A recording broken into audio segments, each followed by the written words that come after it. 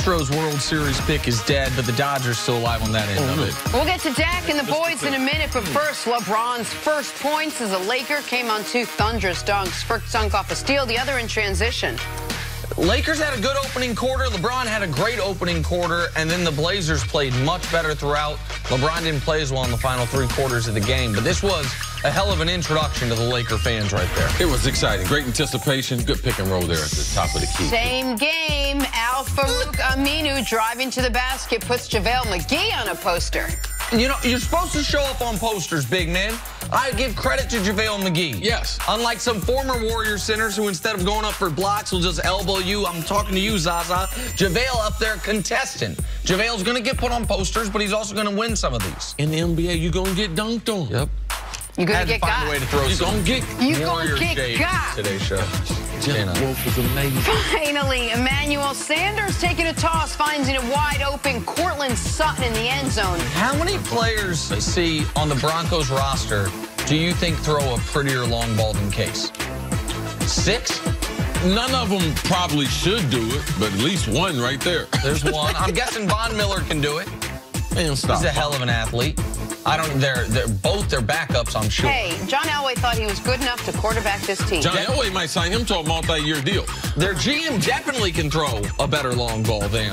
I set you up for that. That was a lob. Yeah, you put it at the rim, Jenna. Thank you. That's what I do. Time for Take Your Pick. Bengals taking on the Chiefs Sunday. Tyreek Hill is tied for the NFL lead with 6 touchdown catches this season. A.J. Green just 1 behind him with 5.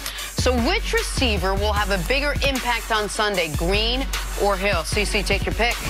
I'm just going to take Tyreek Hill because I like talking about it. No, because I just think his skill set is so unique because he's more than a speed receiver now. If you see his releases off the line of scrimmage, he releases like an elite wide receiver. His route running, most fast guys, they're fast, but there tends to be a problem when they try to stop. They don't have the same stopping mechanism as bigger athletes. He has that stop, that start. You can see him making tough catches. The big catch in New England. Behind him, Tyreek Hill continues to grow his game against this Bengals secondary. And he's playing the ball off the ground. Some of his best plays this year, he's had to jump up. Yeah, you definitely stole that one from me. What? Definitely. He's playing the ball in the air. What? Yes. No. Yeah, definitely. Most fast guys can't run and jump. That's Randy exactly Moss is one of the few guys who can do it. James Lofton, you're still in my material. I don't know what you're talking about, man. Take your pick. Pick your stuff. Don't pick mine. I'm going to pick Tyreek Hill, and I'm not only going to steal something from Chris Carter, I'm going to steal something from Tom Brady. Brady said it in that interview. His ability to accelerate. On the play when he caught the ball off the ground, McCourty was right there. Yes. And Tyreek Hill hit full speed in 2 strides and hit the corner on him. A.J. Green's awesome. Tyreek Hill is maybe the most unique wide receiver. Did Syracuse ever get you for plagiarism? Nah, man. In school, man, that school stuff I'm good at. The football stuff I got to pull from a few other people. You told me to start learning. Now you're holding it against me. Moving on to the showdown between Dallas and Washington. Chris Carter. Washington leads the division at 3-2. Cowboys are just a half game back in a jumble to NFC East. So who needs the win more on Sunday, Dallas or Washington? Nick, take your pick. Cowboys. They got to show they can win outside of Dallas. Or they got to show they can win out there. 3-0 at home with no turnovers, 28 a game. 0-3 on the road, 6 turnovers, 12 points a game. So I want to see them win. And by the way, bless you, Jenna, if they win Sunday, they are, worst case, going to be tied for the division lead. They might be alone in the division lead if they win Sunday, or they will be if Philadelphia loses. So I say the Cowboys. There's so many eyeballs on the Cowboys, and at some point, you want to be able to remove that early in the season. I haven't won on the road. Win at home, lose on the road. Win at home, lose on the road. Win on. If they're going to make the playoffs, if they're going to reach their goal as far as 10 wins, they got to be able to win on the road, and you want that division. More important for the boys to be able to get it done. All right, on to the Carolina Panthers now. They're taking on the Eagles. Last time these 2 teams met, the difference was the quarterback, with Cam Newton throwing 3 interceptions, while Carson Wentz threw for 3 touchdowns. So who'll have a bigger game this time around, Cam or Carson? See, take your pick. I'm going with Carson Wentz. I like what he's done the last couple weeks. He's growing his game each week, getting better and better, more efficient. I believe he's going to take some chance throwing the ball down the field. This Carolina defense is not as good as we had expected. Leaky, giving up big plays, more so than we've seen in the past. So I'm looking for Carson Wentz to get busy this Sunday, Nick? I'm going to say Cam Newton against a suspect Eagles secondary. See, I've been telling you I thought Cam would play his best football under Norv Turner. You were skeptical of Norv Turner, and so you maybe weren't skeptical of Norv Turner.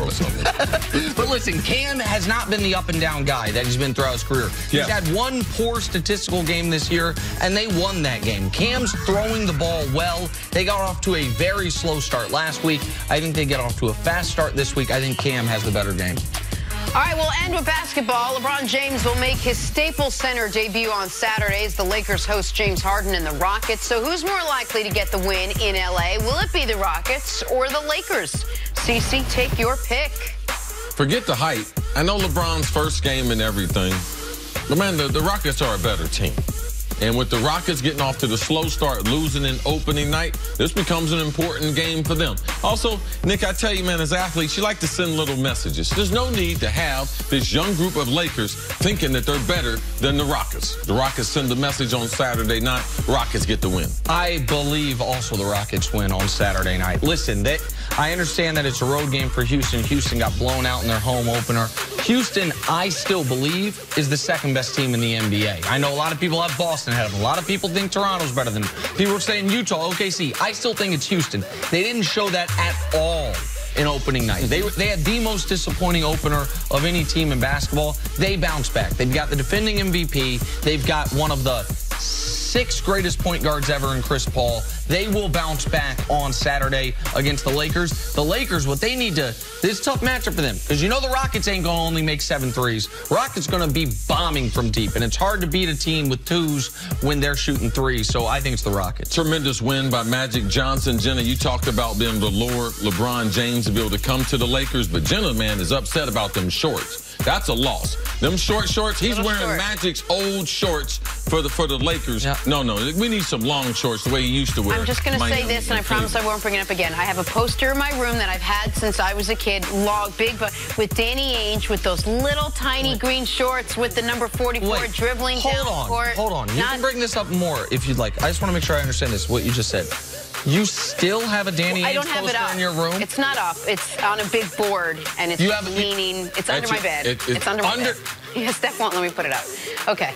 Anyway, it was a great... The short shorts is what I'm getting at. I'm getting at the short shorts. They were very short. So not only the guy who dumped you in high school, the guy who won't acknowledge you as the general manager, he's laying under your bed? Not a good day for me with men. The one you and your wife are sleeping in? Not a good day for me with men. Coming up, will there be a turning point in the NFC East on Sunday? Let's quickly go to break. Next on First Things First. That's why they call it Spicy Friday. Go ahead, Jenna. Go ahead with You got a poster. You're a grown-ass woman. I'm not a grown... I'm just a regular grown woman. No, I'm not. No, I said... The King has gone crazy, making 10 nuggets just $1. Crazy, right?